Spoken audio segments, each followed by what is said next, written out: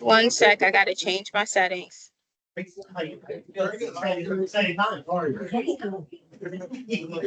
right, how about it now? Can you test it out? Can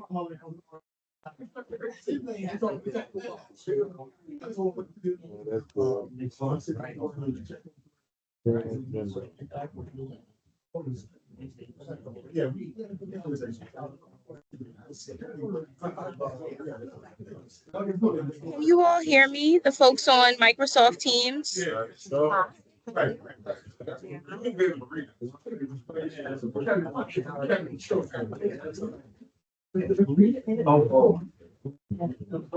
Okay. All right, I seen a thumbs up.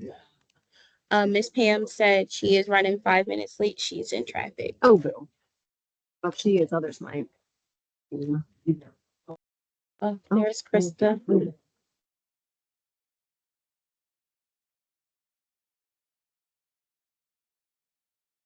Well, I have a whole, my usual preamble. She might make it for roll call. Why did? Oh, Look at you. what is this? That's pretty cool. This one looks promising.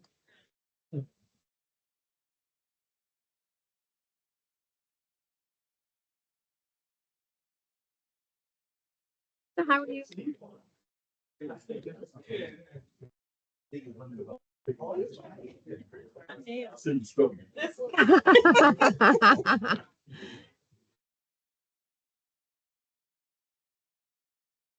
All right, we're gonna give Pam another minute, so 6:05. Well, hopefully.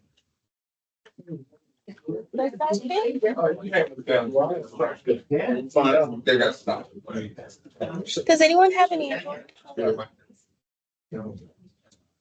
Should be that hard. Oh, it does? Yes. Wowzers. That's an awkward.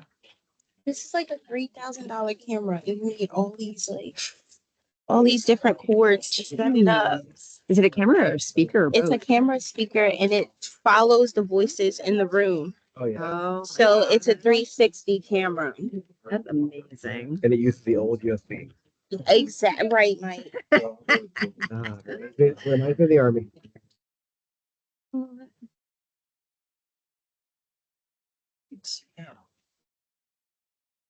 Yeah. Do you go in? This the camera, not me. All the odds Yeah. and everything. Yes, we'll test the technology. Oh, what's this? It working? I feel like it's gonna be all up close. It's gonna be like, Yeah, like I know. you guys Huh? can see on the We haven't started yet. We're waiting for you. You might have to sit over here. So we are crafting a new position in my district around like Let's see. supporting. Krista, do you mind putting this down there without, is it gonna disrupt you? Hey, No, ma'am. No, ma'am. Got worried about the close. Oh, that's a lot. Does anyone need a pen? I put something. A position in our district around like student support and a disciplinary team, working with kids who might be struggling with maintaining their. And I thought about you. Newcastle County Book Tech. Okay. Yeah, we're still in the process of like figuring it out. Yeah, but I was like, hold on, I find out how old he is. You got a real baby face going on over here. But yeah, I'll keep you in mind. Let you know what it's supposed to. Yeah. I'm not seeing the thumbs up. And so give me a thumbs up. Using an icon. You can something out. I mean, I can scroll. Do you really? Yeah. And that makes it feel good. Usually I contact. Good evening, everyone. Started in about 30 seconds, but we want to test the sound on the computer. So it's going to ask to quiet it down for a moment so we can see if they can hear us, and then we'll officially call the meeting to order. All right, so the folks online, can you hear me? Can you give me a thumbs up, please? Thanks, Deshawn. Excellent. Thanks, Nobody. All right. Good evening, everyone. I'm going to officially call this evening's meeting together at 6:08 p.m. I'm Kim Eppheimer, and I am the chairperson of Newcastle County Police Accountability Board. And thank you all for coming, and welcome back, board members. It's good to see you again. We do have this really fun technology sitting here on our table, and the way it works is it picks up people's voices. So if there's background noise, it'll make it hard for the folks on virtual to be able to hear. So we just ask again that you try to minimize any other noise other than the person who is currently speaking. A reminder of the format for our meetings, for those of you who may not have been here before, all of our meetings are public. That means that all the business that we do as a board is done publicly. That also means that you get to witness the business that we have. So we do have an agenda that we'll be going through. So we will take care of our business first, and then we'll be opening up to public comment. If you are here to speak for public comment, we ask that you write your name down on a piece of paper that I will pass around. Perfect. This is Kaylin. She will get you that piece of paper. And then anyone who has a public comment will be gifted 2 minutes to speak, and then we'll be asked to cease, and we'll move on to the next person. And I will call on people on the order of which they're on this line. And that will happen at the end of our meeting. All right. So the first item on the agenda is roll call. Would you mind, please? Sure. Pamela Brooks Grimes. Present. Norwood Coleman. Present. Every day to have something like this, it's really. Jenna DiLuterio. Present. Kim Eppheimer. Here. Kevin Evans. Here. Bishop George Gibson. Present. Sean Green. Here. Doug Hamilton. Here. Deshawn Nixon. Present. Dr. Tanya Whittle. Present. Sorry, Dr. Jenna. Director Vaughn Bond. Present. Captain Brian Faulkner. Here. All voting and non-voting board members are present. Perfect. Thank you very much. To the board, a reminder that you are encouraged to speak during the meeting. We do ask that you raise your hand. I will call on you and give you the floor. If you are virtual, please use the raise hand feature, and Kaylin will let me know, and I'll turn the floor to you. You are welcome to speak at any point during the meeting. I just ask that if you do, use your time consciously, since we do have a heavy agenda and want to make sure that we get to public comment. Okay. So the next item on our agenda is approval of tonight's agenda. I have one addition that I'd like to make, and that would be that prior to public comment, I'm going to go around the board table and invite each of you to share any last words that you have, any thoughts that you didn't have an opportunity to share before. And again, I just ask that you just take a couple of moments to do so, but I want to give the opportunity that all board members get to talk. So I will take that, and if you have nothing, you can just pass and move on to the next person. So that would go in prior to public comment. With that adjustment, is there any other adjustments or recommendations to the agenda as you have in front of you for tonight? I move that the agenda be adopted as presented, as modified. A second.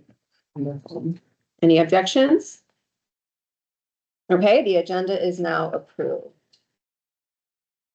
We have 2 sets of minutes to approve, so we'll do them one at a time. The first set are from our August 20th meeting. Are there any corrections or additions, recommendations for the minutes from the August 20th meeting?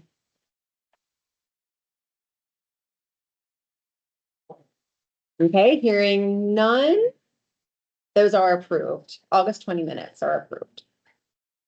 Moving on to August 22nd ones. Are there any corrections, additions, or recommendations to the August 22nd minutes?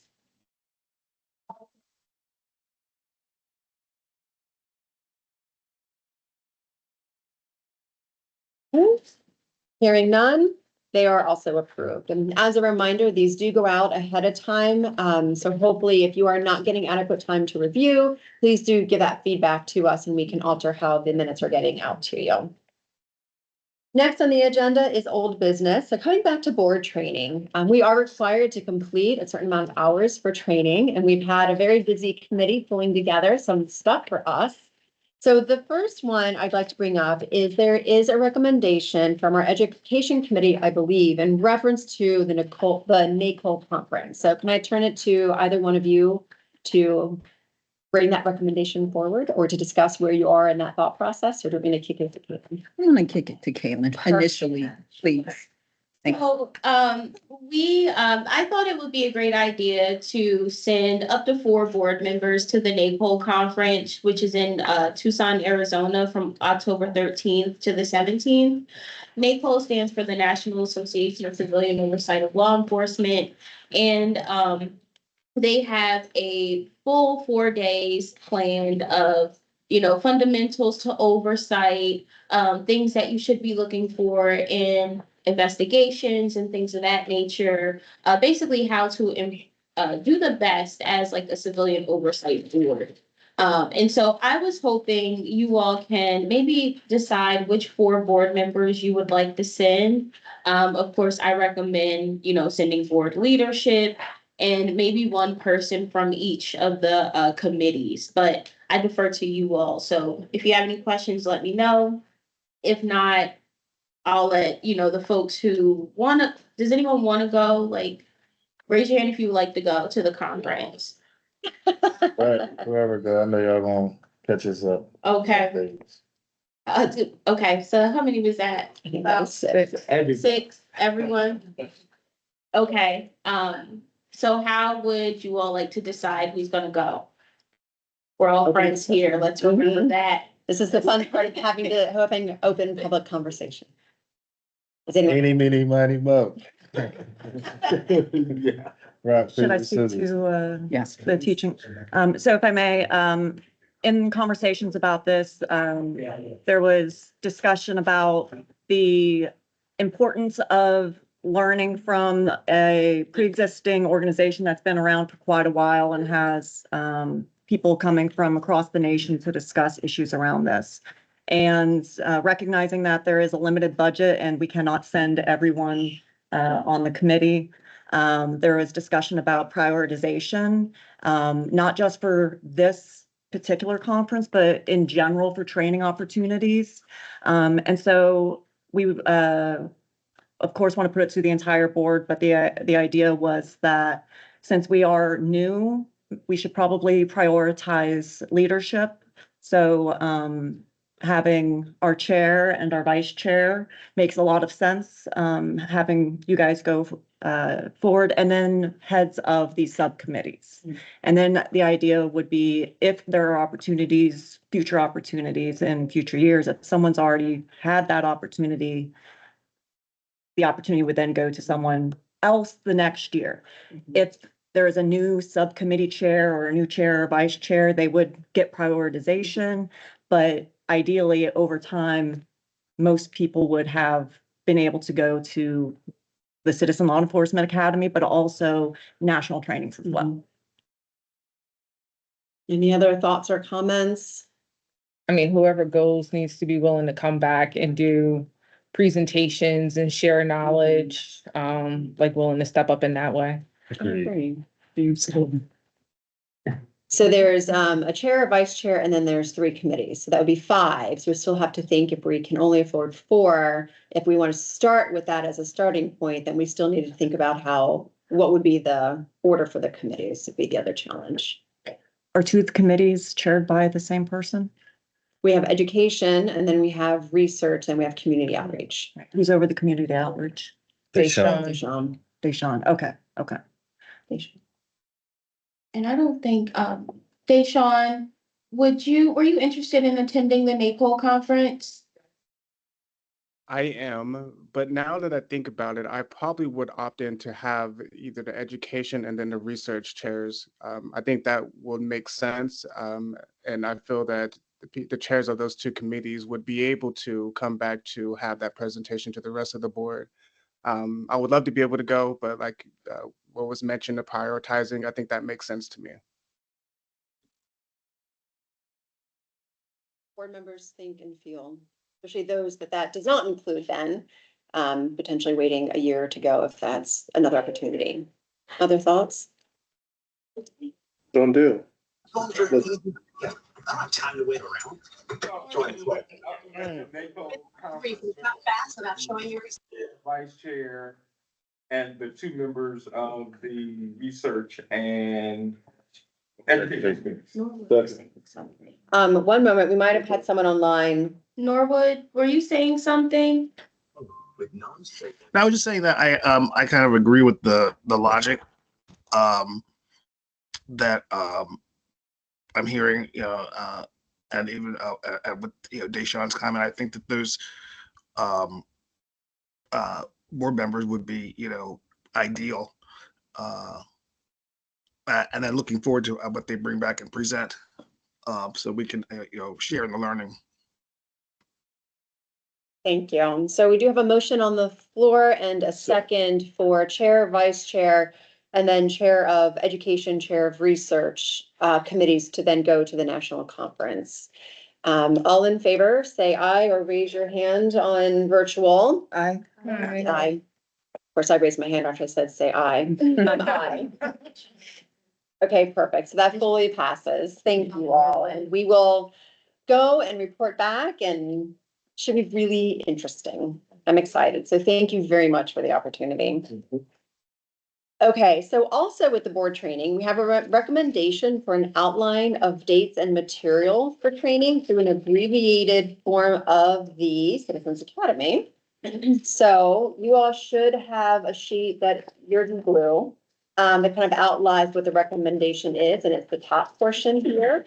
So there's 4 sessions that are being recommended, a total of 10 hours. It would cost Sorry, it's 16 hours. So the 16. That was a typo. Does everyone catch that? So 16 hours of total training over the course of 4 sessions. Any comments, questions regarding this, or is there a motion to implement this training? Move to adopt the training as presented. A second. All in favor, say aye. Aye. Aye. And online, if you want to raise your hand. Perfect. Okay, so that passes as well. Wonderful.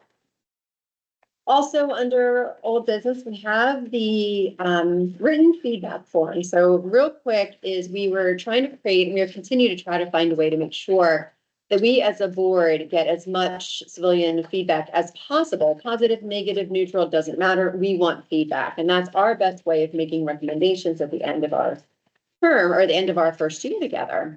And so one of the ways is public comment, right? But that doesn't suit well for everybody. So we wanted to create another avenue for people to be able to submit comment, which would be in a written feedback form. There's been some concerns on how it would work if there is a complaint, especially if that complaint names an officer. So to take us through what those concerns are, Director Bond, if I could please turn it to you, if you could talk about public safety's concern. And if I could give you 5 minutes, if that would do it, if you need more, let me know, but if you could share the concerns, that would be wonderful. Okay, well, first and foremost, good evening. First and foremost, I think we all work together on coming up with the form. And there's not a concern with anything that's on the form. The concern with us is the fact that when this form is completed, what is the direction that it's going to travel in terms of coming back to the police department? One of the things that I think we had concerns about was that with this form, if this form is being completed by a person who wants to make a complaint against an officer, and we're naming that officer in this form, our concerns is that if this form is circulated throughout the board, It won't be. okay, well, He's gonna express the concerns that got us. Okay, well, that was what the concern is. That hadn't been decided officially. It was on here. Will not review nor track complaints to see. This hasn't been voted on, and so, yeah, we need all the background Okay. information, yeah. And that was what our concern was, that if the form is completed and submitted to a member of the board, that form is in turn sent over to myself or Captain Faulkner without it being disseminated to the entire board. The concerns are that, you're naming, there's a complaint that's being made, it's naming an officer. As we all know, or not all of us know, but there are times when there are some salacious complaints that are made that do not have any merit to them whatsoever. And to have an officer's name put on here and then it's circulated amongst the board, then that tends to be a problem or an issue. So what we would like to see is that when this complaint is filled out, that it is redirected and given directly to myself or to the captain, so that we can make sure that it gets into the appropriate hands and within the division of police to handle the investigation. So before I open it to, sorry, go ahead. If there was anything else. Okay, thank you very much, Dr. Bond. Before I open it up to the board for questions and comment, and also let you have a moment to process what you heard, I'd like to turn it over to our legal counsel, Mike Gordon, who has had an opportunity to also do some beginning investigation. So I'll turn to you next, please. Well, thank you. I also state that the chairs set me on a mission to put together a legal memorandum. So this is only the beginning of the conversation where I will be getting the county's opinion onto what will be workable within both for public safety as well as for public accountability board. With that, there are certain FOIA and other type of confidentiality concerns that public safety has brought up. And with those, I will bring back to the FOIA guidance I had given at the beginning of the first meeting we had, where on the statutory exemptions, some of the issues that come up are things such as disclosure of home addresses, telephone numbers, any identifiable information in that regard. If a member of the SWAT team or a retiree, which the problem is that we don't know that information off the top, right, getting from a email. Also in statutory exemption issues, also involve things that are pending litigation or potential litigation, which are including quasi judicial administrative proceedings. So the county HR handles the grievance process for for the county police.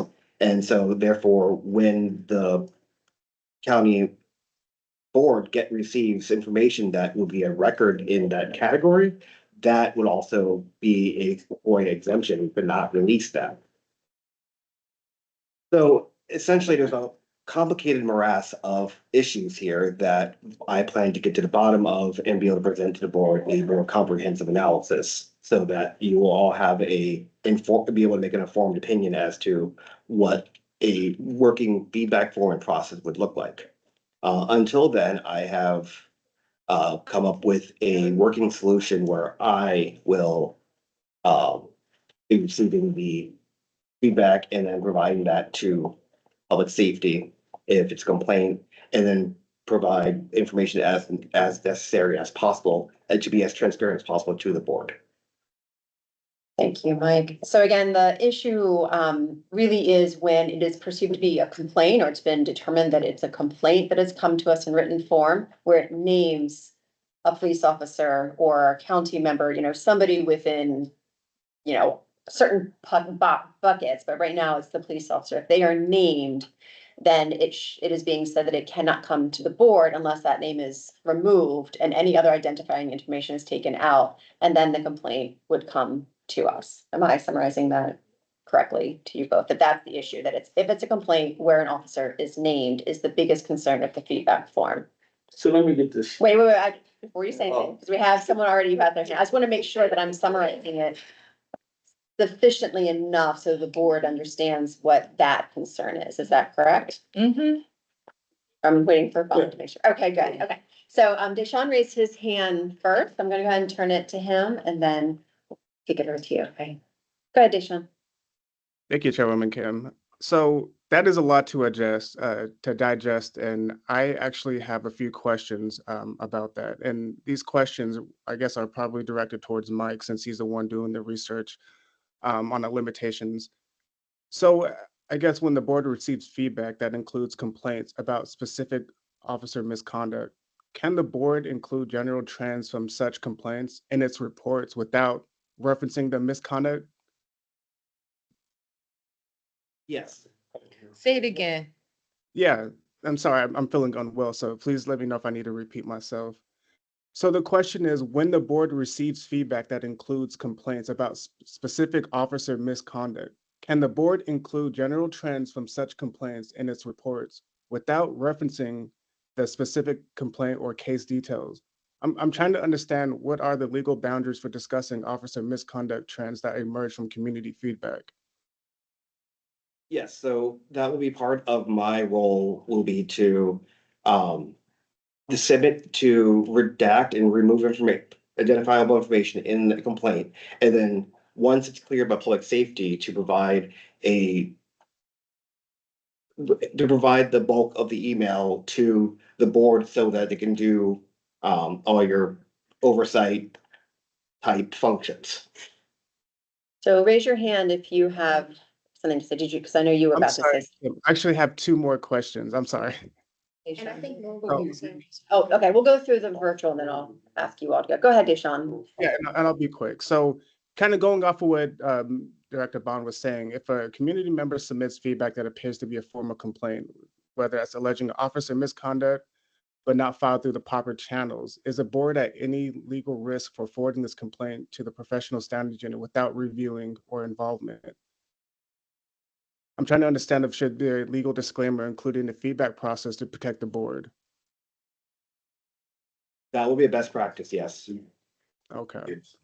And Say it the again. last, Wait, say it again and say it differently. Essentially, we should have a disclaimer at on the feedback form stating that the board is not the professional standards unit. So if a board receives a complaint, the board doesn't have the authority nor the power to investigate. Got it. And that's what we have right here, right? That's correct. exactly what we have there. It is in our charter. Review or follow up, right, any information related to the complaint. That's also Correct. approved. What's the reading? He's reading from the process, From the form. from the form. Oh, that's not, that. Oh, That's with approved. Oh, That has not been okay. But That like to makes go back to a point in time you made a while ago, she did ask about us being mandatory reporters. So I think that like that question is well within that same vein. So we can report at the aggregate level, I think, is what we're saying, as long as we don't include any specific, no PII or personally Right. identified information as a part of the complaint itself. Correct. So if there were 13 of this type of complaints, we can report on the aggregate. As long as we don't include any of the specific officers that were attached to those complaints And Right. and the board would not be receiving those specific Right. complaints, at all. that information, but a summary detailing all the information that can be provided to the board, Right. which Thank you. is my, provide as much transparency to the board as I possibly can. Can I restate what I think you just said? yes. Yes. I just want to be clear. Trust me, I got it. No, you're saying that we're not going to get complaints. You're going to get the information. You're going to redact anything that is personally identifiable. Then you're going to run it through them before we're allowed to see trends. Yes. Okay. It wouldn't be a trend, it would just be it'd just be that email itself. So you are going to give it to us. Okay, because you said aggregated data, which means like that trend, right? Well, We what I would was get saying, the so there's complaints two from different each types end, of but reporting. You have not- end of year reporting, right? At To, the end of the year, where at the aggregate level, we'd be reporting, the number of types of complaints, et cetera. That's what I was referring to on a case by case basis. It's just the individual data that we get redacted again to look at it. And if we want to report on trends, I think we're allowed to because no information is needed. but we're talking about two different things Yes, right now. absolutely, two Got it. different data. Thank Like you. end of year reporting versus Tanya. annual reporting versus data. I saw your hand, Ms. Ring. I think that, No, go ahead. Norwood, if you want to speak, please let me know. Put your hand back up. Doug, would you like to? So what I'm hearing is we're not gonna get the information, right?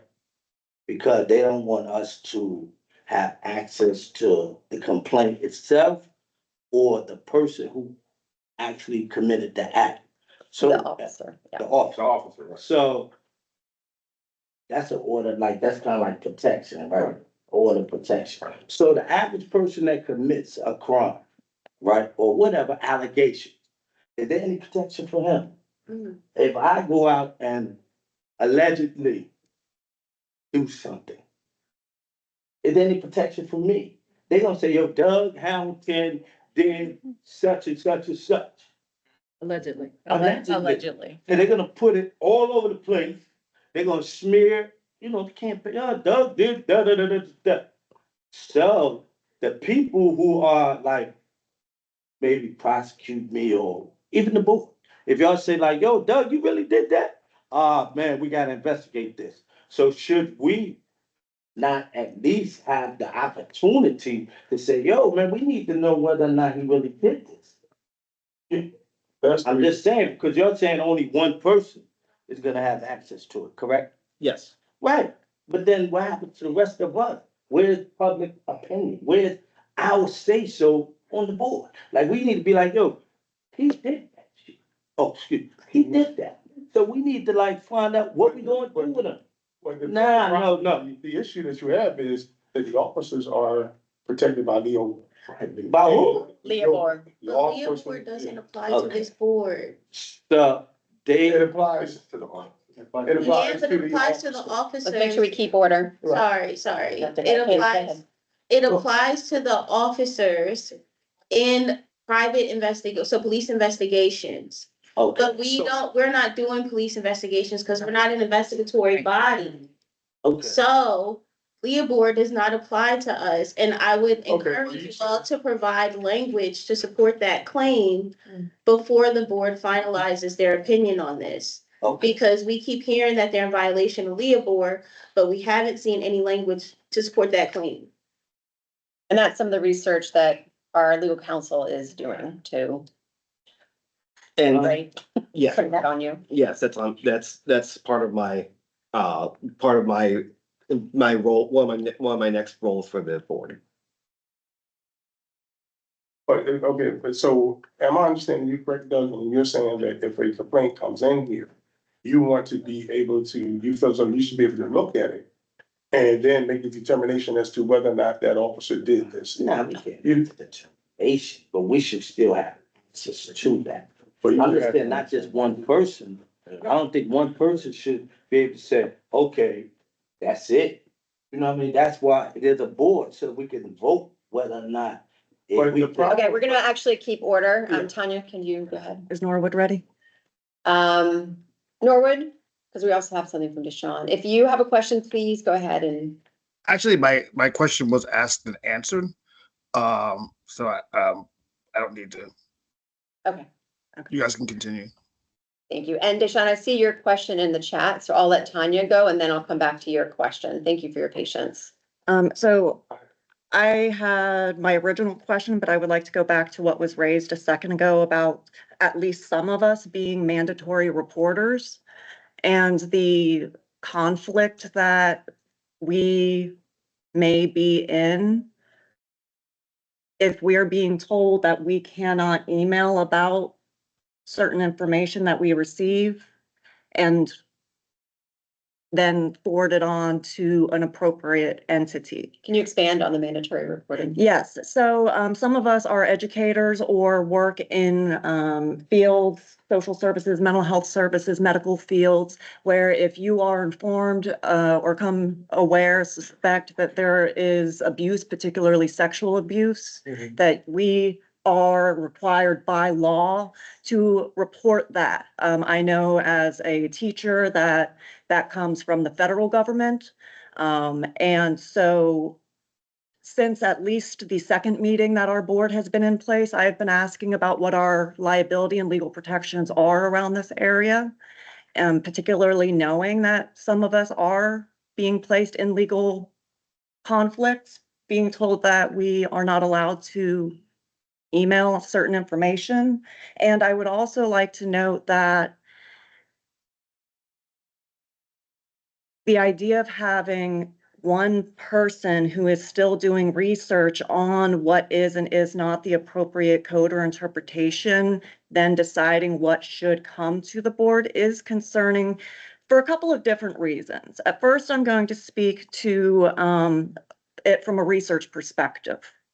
As the leader of the research committee and someone who has training and data collection and analysis, I think it's important that we recognize that you can't have any good analysis and findings if you do not have good data. And one way of having bad data is to have selective data or to exclude data from the get-go. And I think that it's important to know, even at the beginning of this form, it says, please check one, I'm here to file a compliment, concern, or complaint, as though these are mutually exclusive things in one interaction and experience. And so the idea that we are going to be differentiating between these, especially when they are not experienced differently by citizens, and since we as mandatory reporters who maybe receive information not through this official complaint form, there needs to be ways for us to meet our legal obligations, to meet our ethical obligations to the community who has asked us to be here. But again, to the research components, if we aren't able to see, I think it was mentioned, say that there's 13 reports of something. So I'm just using the number 13 because that's what I heard most recently. If there are 13 reports of something and it's redacted, well, is that an identifier? Is that a pseudonym that is consistent for the same person, even if we don't know who that person is? Or is it a random number every time? And depending on how you do that will greatly influence the kind of information you collect and therefore the type of analysis you can do with it. For instance, with that 13, if we redact it in a way that we can't tell that there's a pattern, we may think maybe there are 13 officers that have done this kind of thing, or 13, completely unrelated incidents. But if we can see that Mickey Mouse Joe Bob is the one who is being mentioned in all 13 of these reports, I have no idea who that is. However, we could then say this isn't actually a system-wide problem, it is an individual problem. And I think that the idea of it going to law enforcement at any point before it goes to the board will have a chilling effect on any information that is submitted to us, and therefore we as a public cannot trust that data, and it would undermine everything that we have been put here to do. So Thank you. We have a question in the chat, but it might take us in a different direction, so I want to honor that. But that was well said, and a lot was said, so I want to give that space if anybody wanted to make any comments or have follow-up questions. I will, And then Shauna. for mandatory reporting, this would be the mandatory reporting. So the complaint comes in and it's going to professional responsibility. not as me as a professor in a teaching situation. If I've been emailed at my university address, told about police misconduct involving rape in one of my students, I am not only required to tell you, I am required to tell my university. Oh, so this is not about your personal emails. You as a board member? Yes, but then what am I supposed to do with that? Just me keep it? No, I would think I would need to send it to my colleagues, to my chair, to the staff. And so at that point, This is about the county email. okay, but it's about the county email, but it's also about the information and who gets to decide what information we receive and who gets to decide what information we share among ourselves. And I also, thank you for reminding me actually, because that was the other part of because I had said I was returning to your point and not my own question or point. With FOIA, it's my understanding that if there is a FOIA request, that language is redacted at that point. And so I don't understand how we would be in violation of FOIA sharing information among ourselves when a FOIA request that the county would receive before putting that information out would redact it. You're public members. Mhm. You're not county employees. Okay, and So for releasing information from the county to the public members, that's where the FOIA violation comes in. so you're saying you giving us the information would be Yes. the violation? So, I want to give Sean a chance if you don't mind. So go ahead and say what you're going to say, but I want to be careful with a back and forth just to make sure that we give space for it all. But please go ahead and. so I'm just clarifying that you are suggesting to the board that you become the sole recipient, arbiter, and relayer of any information that we may receive from the public With Just, with that, with, in regards to complaints, and without that, I would not be able to represent the board. represent, Sean, do you want to? Yes, so like as board members, right, our duties, responsibilities are not to like to determine an officer guilty, determine wrongdoing, or anything like that, right? So I believe when we all signed up and agreed as community members, it was all about, implementing and sustaining transparency, right? So I think as far as getting the officer's name, and I understand what he's saying for like safety issues and stuff like, but as far as transparency, that's like us as the board, I think that's like the bottom line, common sense thing to do, that we should get it in a pure form. I don't think that's what the whole purpose is. That's a start when it comes to transparency. So I don't know the legal stuff, like saying if we can't do that.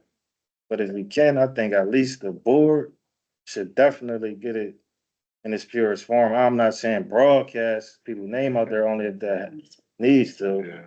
But as far as redacting stuff and all that, that's what's been going on forever. And that's what we trying to change, right? Transparency. And even with like, the data is good, to report at the end of the year and all that stuff, but when it comes to people's life or death or serious situations, stuff happening every day.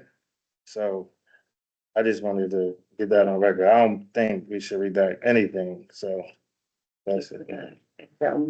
Coming to the virtual, Deshaun said, for his final question that we didn't get to before, I apologize for that, Deshaun. If there's a direct conflict between the Newcastle County Police Accountability Board's bylaws and Leobor, what is the board's legal obligation? Should the board default to Leobor, or can it make recommendations that challenge Leobor provisions? So his example is a situation where community feedback calls for action that Leobor prevents the board from taking. What's the board's legal obligation? Should the board default to Leobor or make recommendations that challenge the Leobor provisions? Can I just go back to what Kaylin just said, that we are not subject to Leopold? Cause we're community members? Yeah, we aren't, but they are, and that's the conflict that I think I'm understanding. So I'm still trying to understand it too. But to answer the question, can we make recommendations for Lou? Like, yes, we absolutely can, and I would say should make recommendations to things that we're preventing or we find to be challenging or whatever for Leobor, and just say, we found this to prevent us from doing our jobs. I think putting that in our annual report is something I would recommend that we do. But yeah, we aren't held to Leobor, but we can't get around it at the same time. I think that's where I'm understanding this. Yeah, all right, wait, I saw another hand. We will make our way around, I promise. Did you want to say something? I do. Okay. I'm sorry. Not to sound like I'm preachy, but I need to understand.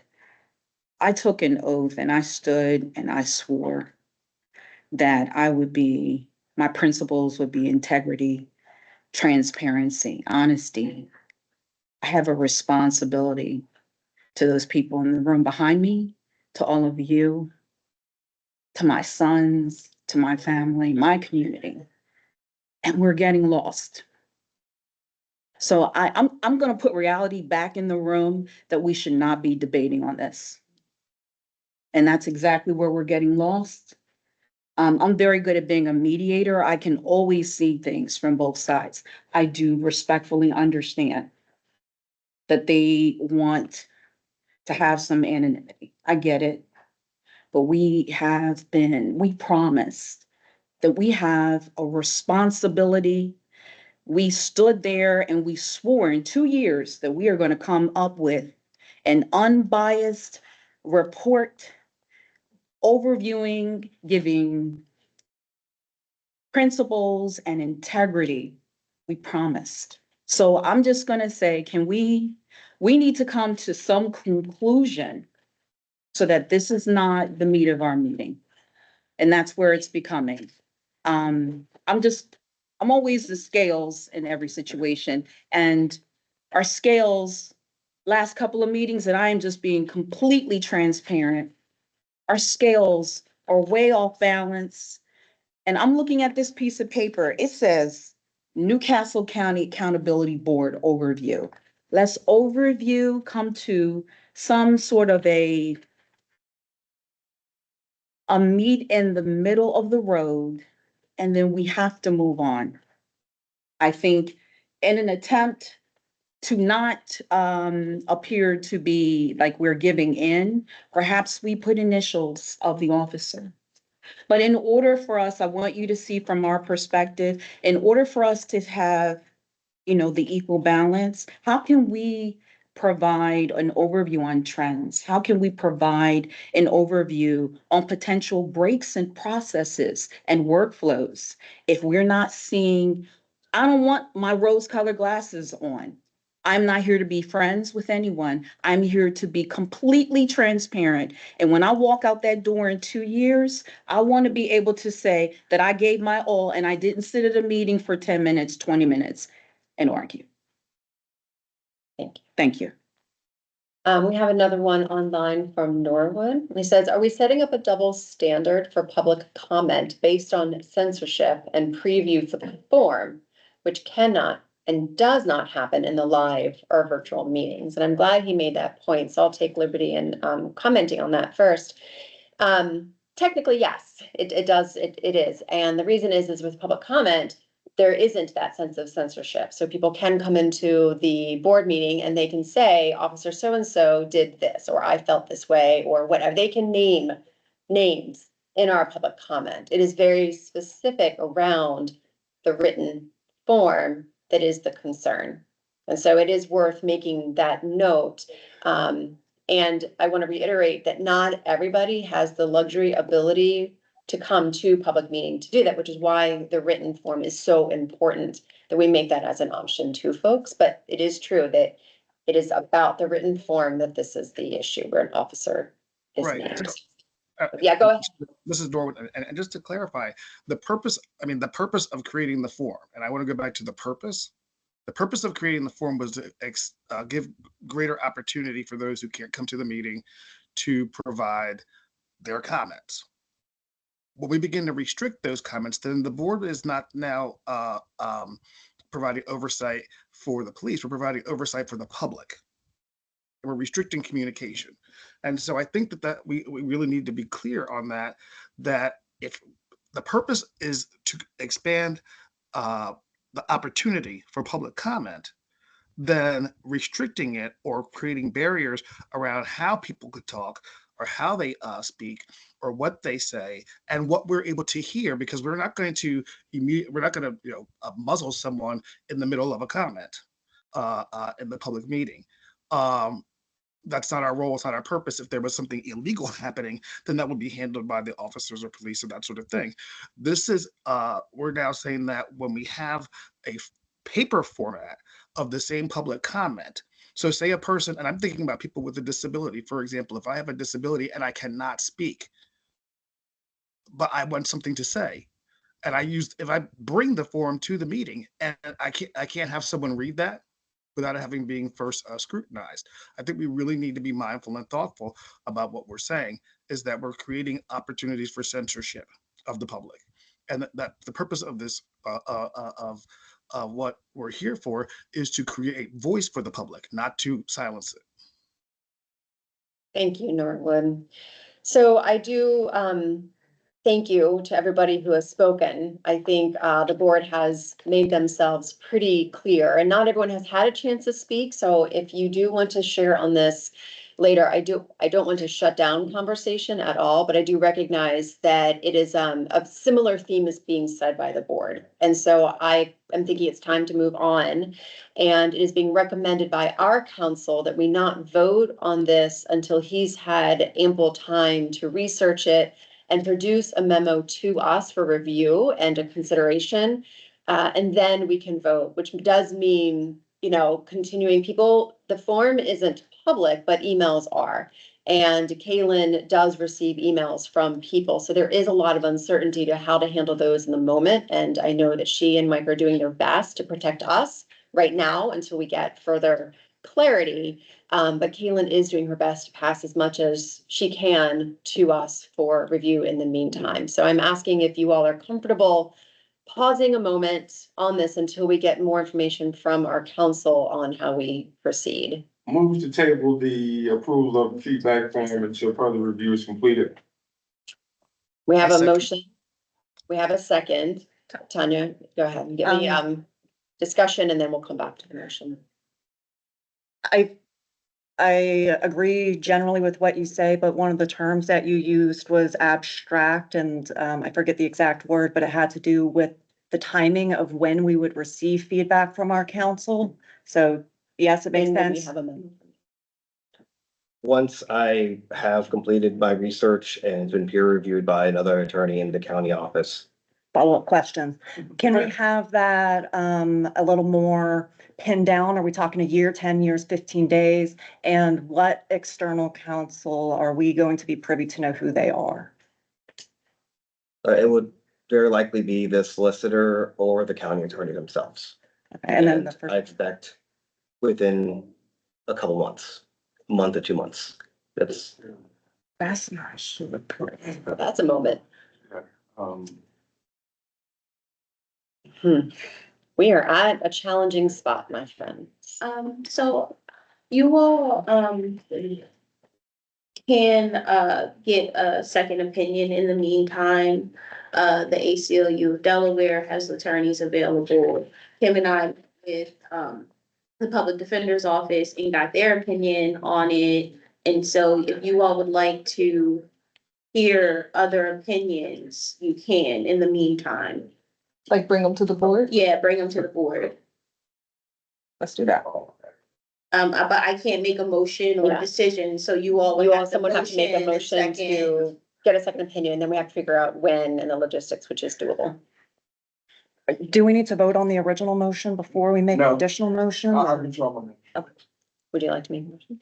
I would like to make a motion that we're gonna bring outside lawyers in to give us second and third opinions. You said ACLU and the county? The public defender. So again, see, that's covered under my motion again, that we bring it back at some point once research is completed. So that research could be his research and research. But his research, they're saying his research, he's saying his research is gonna take months. Research can include outside counsel from, we can do this in. Okay, so I'm gonna make it, Minute? do you mind if I amend the motion? I'm in. I would like to amend that motion to kick it to our research team to get some second opinions arranged from the ACLU and the Public Defender's Office. And it either can be done, hopefully, to all of us.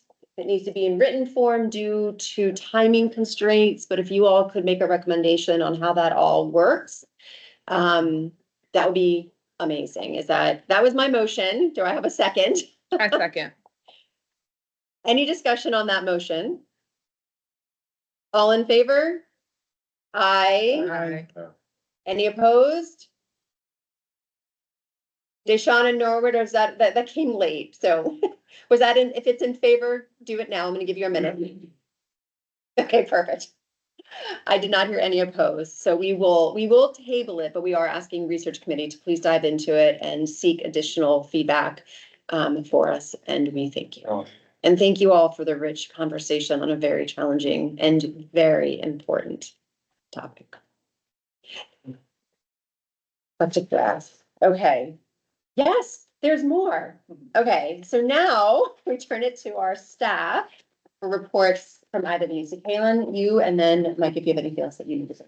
Yeah, so I just wanted to solicit some feedback from you all about when we should have our first session of the Citizens Police Academy, which will be a virtual 3-hour session on hiring practices, and I believe the history of Newcastle County.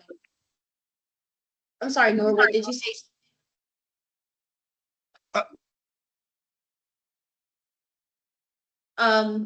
So the most popular date on the doodle poll was Monday, October 7th from 6 to 9 p.m. Now, I would also like to propose as a second option that you all consider using the meeting date for October as that training session date as well, since most of us, well, about half of us will be away at the conference. And so maybe you all can utilize that date for the first session of the Citizens Police Academy. So we're looking at October 5th at 6 p.m., which is a Monday, or I'm sorry, October 7th, which is a Monday from 6 to 9 p.m., or Tuesday, October 15th, which is when your meeting will typically take place, from 6 to 9 p.m. Does it make sense to try to do session 1 and session 2, use the 7th and the 15th? No, we don't want to miss the use of force. Never mind. So the 15th would be the first one. Okay. So I'm fine with that, whatever you guys do. So what, If I may, in an ideal world, it would be nice to have the entirety of the board for all the specific training, so that way it's, well, I heard this and they heard this, or I didn't know we're doing that, so if that's possible, again. As legal counsel, the requirement would be for training for everyone to be there. So the 7th. There's, it's not mandatory for everyone to attend the training. Like, some people may have to miss it. Right? Like when an emergency comes up. Emergencies are different than a Okay. planned excuse. Ooh, okay. Tanya?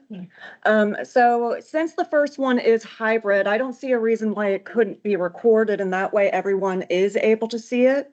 And if there are any questions, there can be follow-up. I recommend that we do this and not delay any longer, because I know that the research committee has been hesitant to make recommendations without having insight and training, as well as some of the documentation that we've been requesting, and going to the conference and everything. So if we can have it coincide with the conference, so that those that aren't going to the conference can be a part of that training session, it be recorded, and then when leadership comes back, we'll be able to review that. And I would also like to suggest that it possibly be posted to the board's website. That way the public can also be educated. So council would say that yes, if it's recorded, so everyone can watch it, that works perfectly for training, which honestly, it always would work in general for any any type of reported training would work as long as everyone got to see it. Any other? Yeah, Kevin. Yeah, just, do we have to have proof that we attended meeting? There can be like a sign in or something again, so we can verify that every board member has seen it, even at their own leisure? That's good. That's a question for you. That's actually a question for the chair. It's a matter of legality. Yeah. Right. Yeah. You're the one claiming that we must attend as a group, even though I haven't seen that anywhere. I've only seen that we're I think he's required to have recommending that. 20 hours. The 20 hours, everyone should do the same 20 hours. That would be ideal in a perfect world, I agree, but a second ago, you said that we had to, and I don't think that we do. It would be ideal. But say for the physical use of force, say we were to have a member that is wheelchair bound and they can't go attend in the field, or we have someone that is hospitalized, right? You're saying, hey, well, if they have medical documentation, we'll accept it. Well, I have migraines and epilepsy. Sometimes I don't actually have to go full grand mal in order to not be able to legally drive. So who would I need to prove that to in order to avoid this? It would be better if we all did it together, non-law.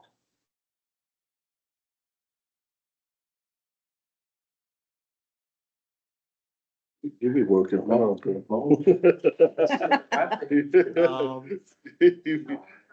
go hard to paint. You go hard to paint.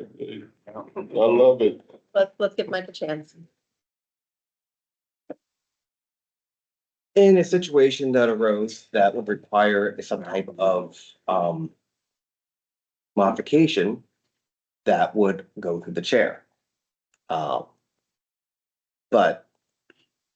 at least that was the understanding that was discussed before, that the board members would have a same training. That was a question that was posited to me about 2 meetings ago, about whether board members could have different types of training. They explained that it could not happen. It was So my addressed that recommendation we would do it be, in group, Tanya. but sometimes people, Yeah, so Yes. I'm gonna go ahead and And that's where the intervene, recording Perfectly fine. if I may, but some can't please. be recorded. If you're in the field, in a car, those sorts of things. Okay, Tanya and Yes, Mike, let me know if I'm out of line, those that are keeping me on track. It would be my recommendation that it is expected of the board to do everything in their power to attend a meeting as it is scheduled. And if you're unable to, kindly let me know. You do not have to disclose the reason. I trust you, but please let me know. And we will do our best to record as much as we can. And I will expect you then to go watch that and come back and say, I have successfully watched the training. That would be, if I'm able to say that as chairperson, that would be my thoughtful recommendation to you all. Does that cover your concerns? Yes. Okay. Do you all feel, yeah, Bishop? Well, I'm fine with it. You said October the 7th. I'm just trying to. I don't know what they were talking about. Yeah, I just I need to lost track confirm of the the date. date. We're gonna come back around to the date. You said Monday or Tuesday? I know. Yeah, I got it right. I know. Hey, I put October 7th down, cause Monday sound better than Tuesday. So the recommendation was that since 6 members will be away, to use the currently scheduled board meeting on the 15th for the first training, and that those that are away will watch that recording once it's posted. That is the current recommendation, and that spurred the conversation. Would that suffice? I am saying I believe it would suffice. We will watch it. So we're So- doing the 15th. That is the recommendation. Does anyone want to make a motion on the 15th for session number 1, hiring, ethics, and I accountability? recommend. But you were saying that doesn't work, but you'll watch it. Okay, I move that the 15th is, Number one. approved for the first section. okay. Do you want to second I that? second. I second it. All in favor? Aye. Aye. Perfect. Any opposed? At what time? Okay, 6 o'clock. 6 p.m. Does that move You all our, are welcome. does that move our board meeting? Or does that- Well, that's on the agenda. We're making our way through the agenda. Okay, does that cover the training? It covers the. Does that cover the staff? That's what we need. Yes. And we can I'll be come back. I'll be sending out a doodle poll to schedule the second training for the Citizens Police Academy, which will be in person, and that one will be on use of force, I believe. And so this training will take place of the board meeting. We will not be rescheduling a board meeting. Okay. Anything else? You sure? Okay. Oh, no. I'm fine. I gotta get back to, Just clarity on the use of force. yeah, What day? to be determined. That has not Send been. out a doodle poll so you guys can, fill it out and we could pick the best date for everyone. Okay, so that completes report of staff. Next thing on the agenda is committee reports. So I do want to give a chance for each of you to share, but I will ask as best of our ability, we'll keep it short, but please don't hold back. So Education Committee, do you have anything you'd like to report on? Any more, Kristen? Training committee. I'm sorry. No, that's it. Oh. Training Committee. Oh, that's why I didn't answer. I know. We're like education. I'm so sorry. Training Committee. I have it formally renamed in my agenda. Do you have anything else to report for us? No, I think you guys have kind of Yes, hustled through what you we have. have been working on in the last several conversations. I certainly strongly encourage everybody to look through everything that was sent, so we're prepared to talk about the training the next time we get the opportunity. Thank you. Community Outreach Committee, do I have that name correct? Yes, you do. Thank you. Do you have anything So, to share? yeah, no major updates right now, other than the Community Outreach Committee will meet this Thursday at 10 a.m. And so that's the only update that we have at this moment. Wonderful. Thank you very much. And then Research Committee. The research committee meets on the first Tuesday of each month, and this past meeting, we had the opportunity to have leadership of Post come in and start talking about the relationship between Post and police accountability boards throughout the state. We hope to continue with that conversation and relationship, and we are also working on the recommendations that we were asked to look into for use of force for moving vehicles. Wonderful. Thank you very much. Any board member comments, questions, follow-ups to any of the committee reports? Wonderful. Okay. So as promised, I'm going to take a quick moment and just allow any last comments of the board before we switch over to public comment. You have been very patient and we are grateful for that. So be prepared for your time. So I will go around the room and we'll start with you, Sean, and we'll just go. And for each board member, just take a moment or two. If there's anything else that you want to make sure is shared, this is your time. And then we'll end with our virtual friends. Nothing further from me. It's appreciation to our staff, leadership, and the patient community. Yeah. Looking forward to the comments. Nothing further. None. October 24th, if you're interested, so I was asked to report on the kind of community engagement things that we're doing. But that's our yearly trunk or treat, and so at the Route 9 Library in Newcastle. If you're available, please come on out. It is, in the last 3 or 4 years I've been involved with that event, it has grown exponentially. And it's a great time for all the communities right around the library. To come over, we'll always take the trick or treat. It's a lot of fun. So, October 24th, I believe it starts at 6 p.m. It's an evening event. Okay. Wonderful. Thank you. So the. I can, It'll be in the Can you minutes. Send that? Okay. I'll confirm Great. the moment of time while we're doing this. All right. That's. Thank you. Bishop?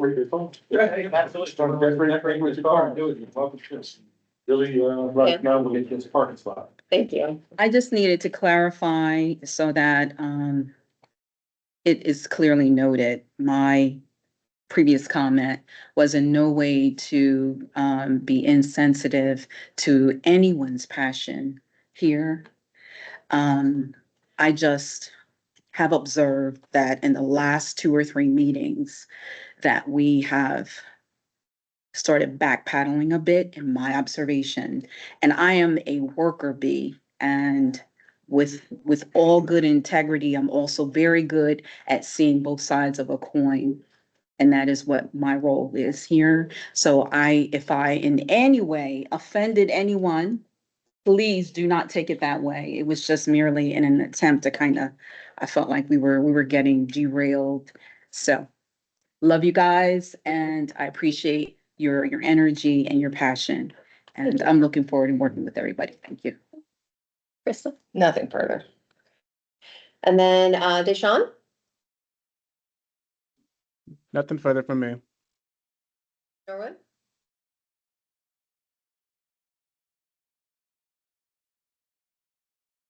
Norwood, are you there? I'm sorry, my buttons weren't working fast enough. I have no further comment. Thank you. Okay, thank you. Thank you very much. And I just want to reiterate again, as Honey said, thank you for robust conversation, for honest, transparent conversation. It is the passion that brought us here, and that is very exciting. And so I'm thankful, and thank you all for being our of that. This is where it gets fun. So at this point, we're going to turn it to public comments. I want to reiterate the rules of engagement for both our online folks and those that are present. We will go through our list of those that have signed up in order. If you would like to share and you are online, please put in the chat your name and that you would like to provide public comment, please. As a reminder, we will set our timer for 2 minutes. We ask that you please adhere to the 2-minute rule. Every person gets 1 2-minute slot to speak that has signed up. And the board is welcomed to ask follow-up questions or make a comment for somebody. And then if that happens, the person who has provided the public comment, if you want to respond back, I will give you another 2 minutes in that incident, but that is the only time we will allow for double public comment. And then if it hits 2 minutes, I will kindly let you know. We'll try to have a bell, but it doesn't always work. So in order of those that signed up, and please online again, let us know in the chat if you would like to say. So first we have Mr. Bullock. You got the timer? Yeah. Okay. Hello, everybody. I identify with you, sir.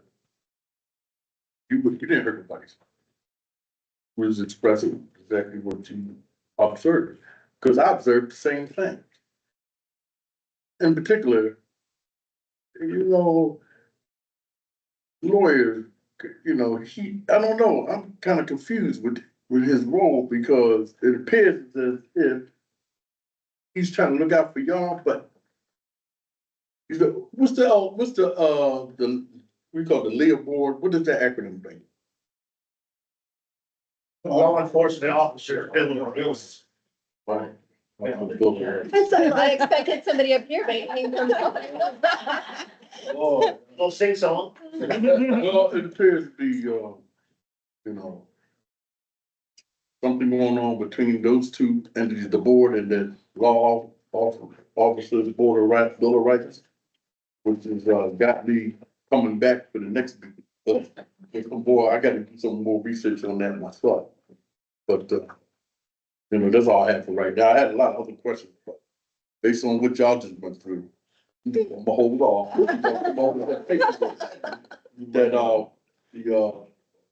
What's the name of that paperwork there? Feedback form. Yeah, that feedback form, y'all haven't, approved of yet? No. Okay, I would like to see that, when y'all. Okay. Thank you. Forgive me if I pronounce her name wrong. Daneki?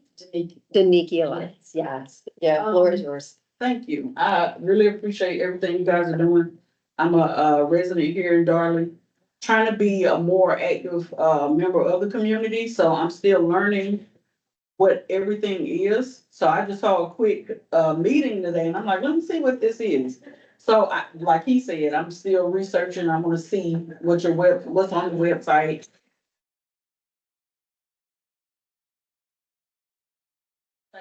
But I would like to know if the previous meeting minutes are on there.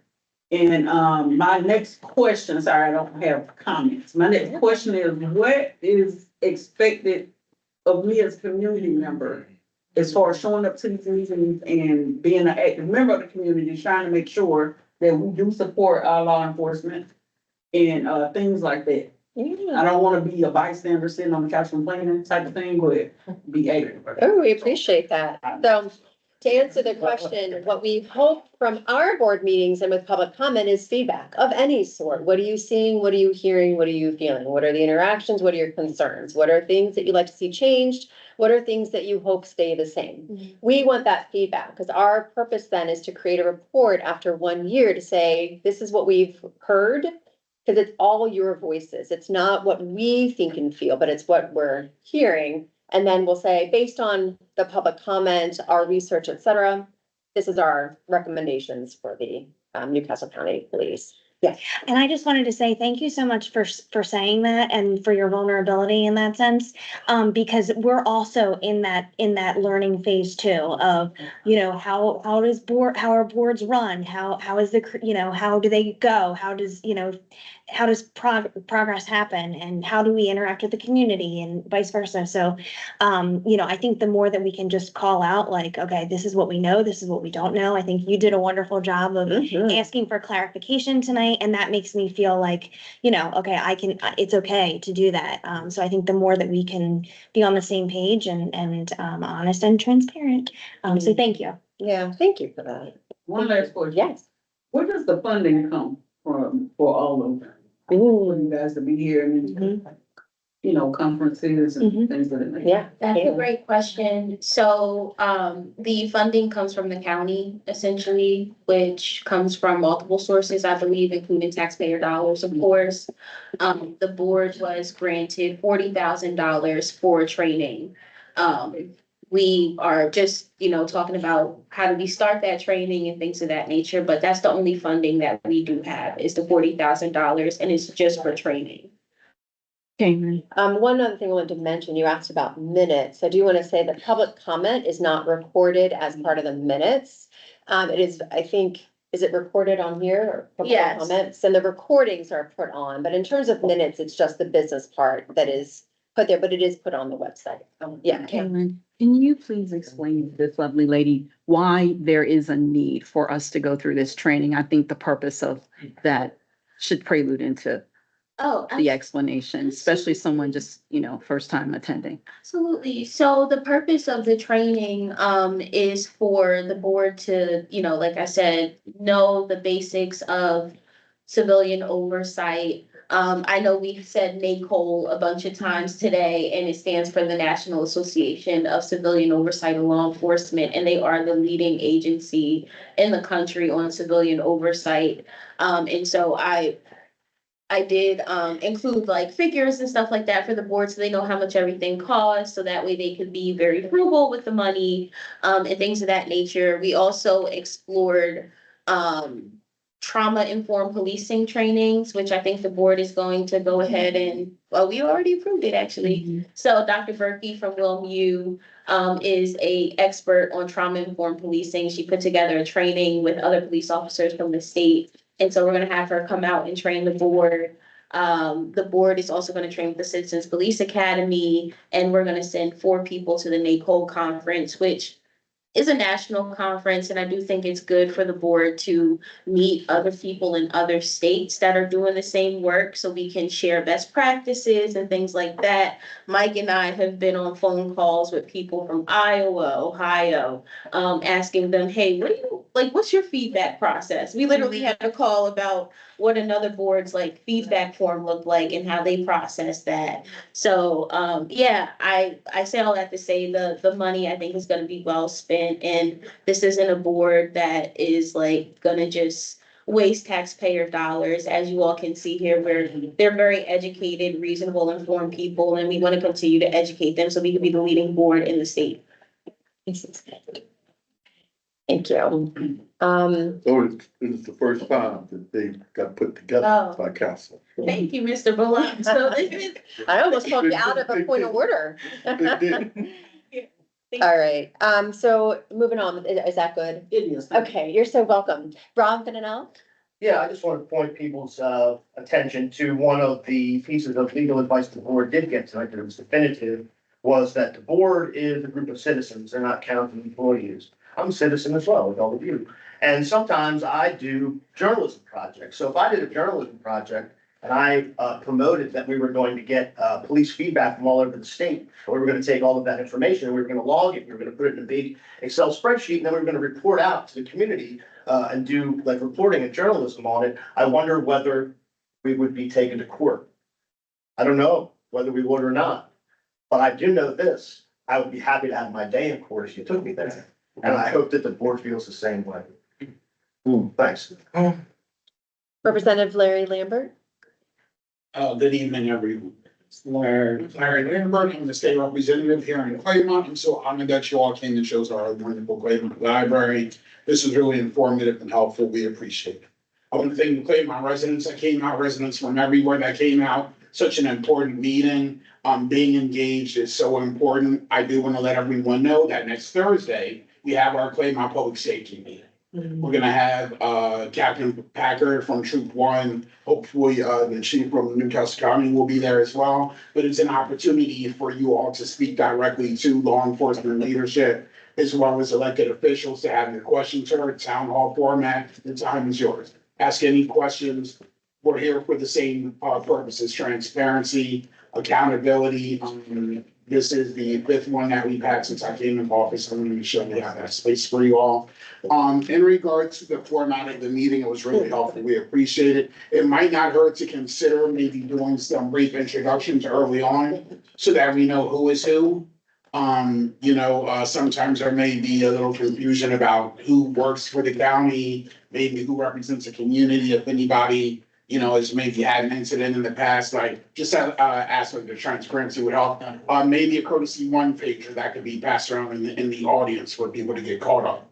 What's going on here? What exactly is this? Some of your questions, and also, if acronyms do come up, some of you were helpful with that, explaining the acronyms, just making sure that we explain those so that the meeting is digestible for all community members. Again, thank you all. We appreciate it.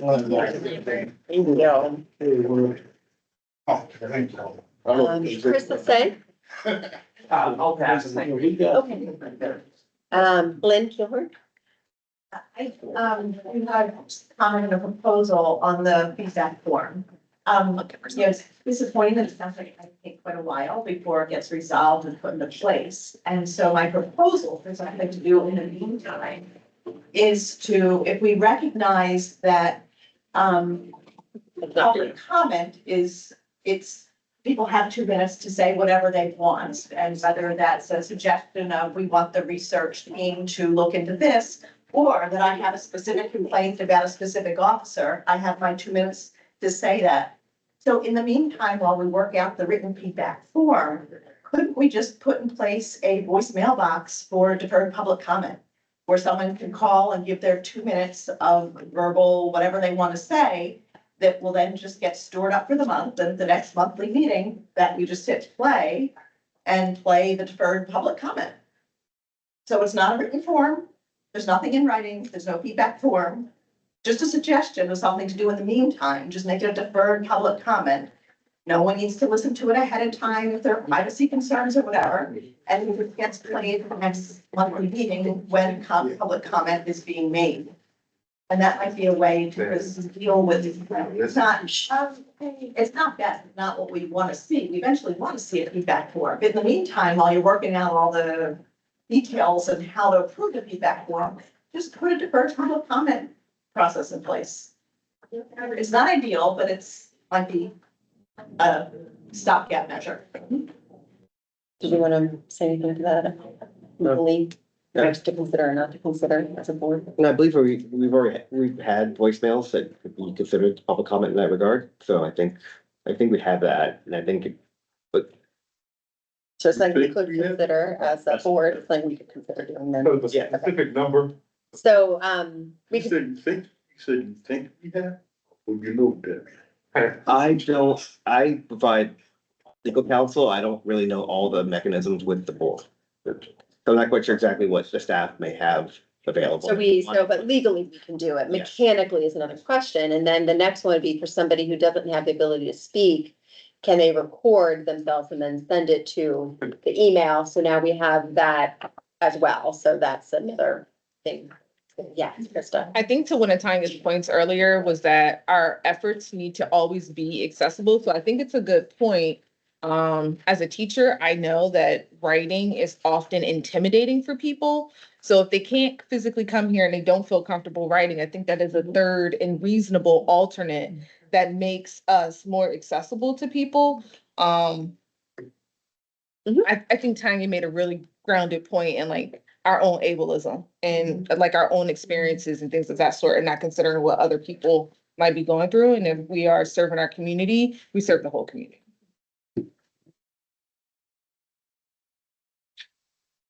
Did you want to, since you made a comment, you have 2 more minutes. You want to do something else you would like to say?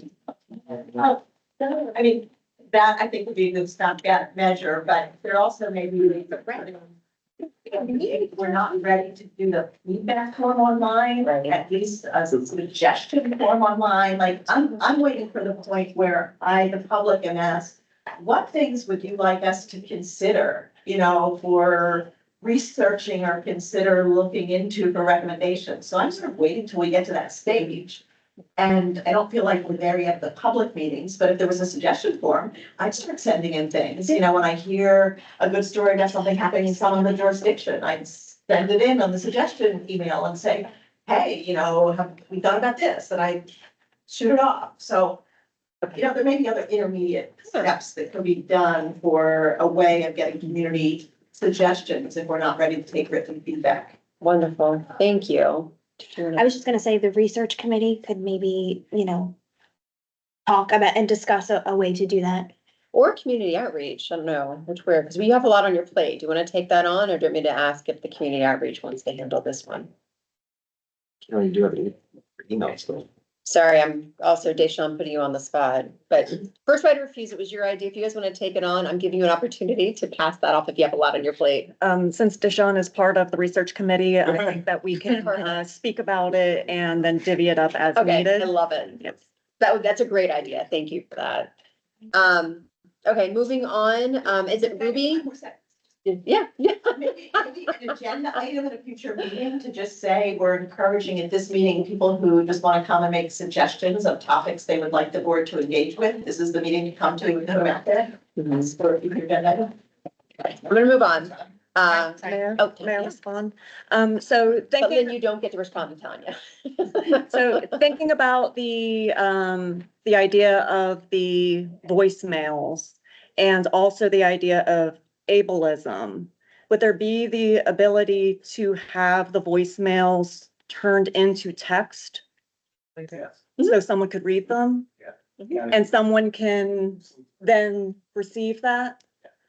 So we can receive feedback at this point already, have it put into a text form and then read out loud at the public meeting. So no one actually filters it first. If it's a voicemail to text to present it to the board. Once it becomes text, I think it might become a public document. It is. It's legally binding. So we still could play it though, it wouldn't be read. It would be playable. Okay. Yeah. Then we could. Okay. Good question. Ruby, if that's correct? Robbie, I'm so sorry. Oh, you're okay. I get 2 minutes are yours. my dad's fault. Robbie Anstead, Claymont resident, with the Claymont Coalition for Environmental Justice also. It's nice to be here. Thank you so much for you being here, coming to Claymont, and for your service. Really, really appreciate it. And thanks to the residents and like Lynn and others who have shared. I was wondering, so I heard the 40,000 given from the county, very generous. Do you or anybody on the board feel like that's enough for the work? The time is now 7:30 and the library will close in 30 minutes. Please bring all selections to the circulation desk at this time. All meeting rooms and study rooms will close in 15 minutes and all computers will shut down in about 10 minutes. Please make sure to save all your work. Thank you. We have exactly 13 minutes. We need to clean up. I'm gonna keep us on track. Yeah.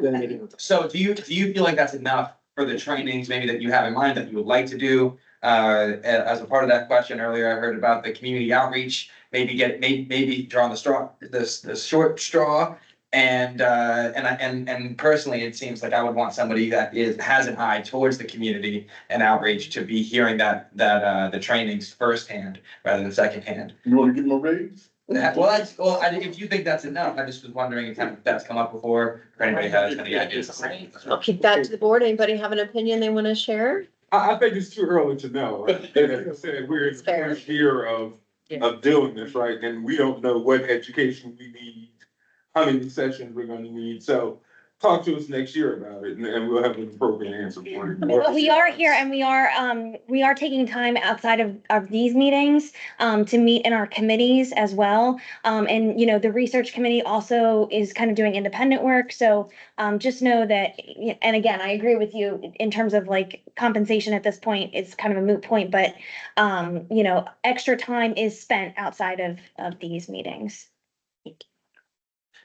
Can I follow up? You sure can. Thank you so much. You Yeah, got it. what measures, and forgive me, because I know this is an ongoing journey, so you may have talked about this already, but what measures are in place to ensure that the Newcastle County Police Department's use of qualified immunity is balanced with accountability to prevent potential misconducts? And are there any plans to revisit or reform qualified immunity protections at the local level? I want that in writing. Can you submit that question in writing? Okay. That'd be great. Yeah, I think that's a question that we can forward to our research committee. They're looking for topics to actually look into and research and things like that. And so I think qualified immunity is definitely a big one. Thank you. May I respond to his original question based off of the second question? Oh, dear, we're getting complicated, but I'm not gonna let you get back on. We gotta. From a research perspective, the money that was allotted to us is for training. And I would say that since we do have a need for research, but there's also a lot of time that needs to go into that we are having to try to do, you know, in our free time. We are working with academics at universities from, you know, in the state, but also around the country. And at the moment, we're only able to say like, hey, are you willing to offer us your free time and advice and recommendations? However, I think it would be really good if we were able to possibly in the future commission some external or someone that is not on the board to work with the research committee to do nonpartisan, non-biased type of research. That way we can look into these things, possibly even, you know, the idea of the phone calls in the repositories, looking at the narratives that are in that can take so much time, qualitative research. And so I think that as we progress, there may be needs for additional money, but I don't think it's only in training, right? And what about training the public? What about our recommendations for training for public safety? Where is the money going to be coming for those sorts of things?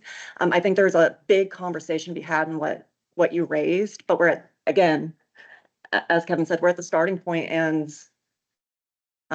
what the public backs is going to have a big influence on what the county will then provide in future iterations. All right, we have one more name listed under public comment, and that is Chandra Adams. Thank you. Hello. I'm a long time Claymont resident. So my first question is, the board was developed. How are you collecting your data? Are you getting it from Newcastle County Police directly? Are you getting it from the citizens? How are you gathering data to be able to review?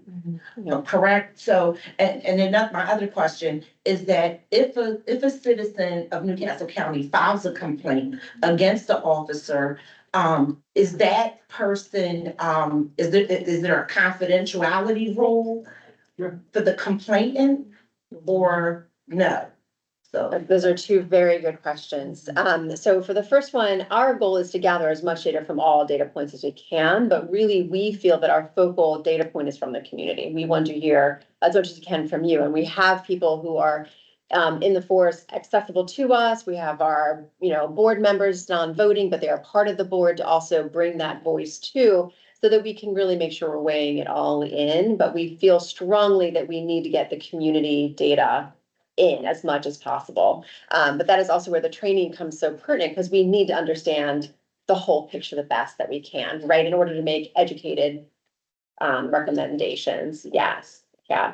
As for the second one, that is something that I feel strongly we have to discuss. It is, my instinct is that when we get a any kind of feedback form, we wouldn't share the name of the person that gave that unless it is they're asking for it or they're here to speak upon it. But I think that is something as a board, we need to be clear what we feel. And then whatever we decide needs to be on the instructions of the feedback form as well, so people know what level of anonymity they have and who all would be looking at that. So I would charge that to the board to make sure that we are very clear on steps. So thank you for that. Do you still have another minute and a half? Do you have anything else? No, that's it. Okay. We do not have anything on line. That was the last person that was on our list. As you heard, we are being asked to leave in a little bit.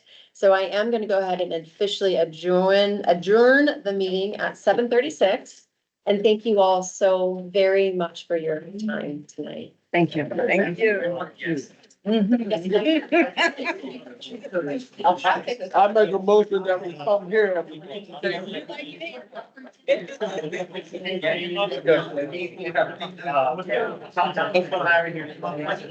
Yeah,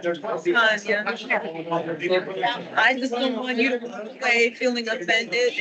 What I was worried about was the back and forth. Can you stay tuned? Because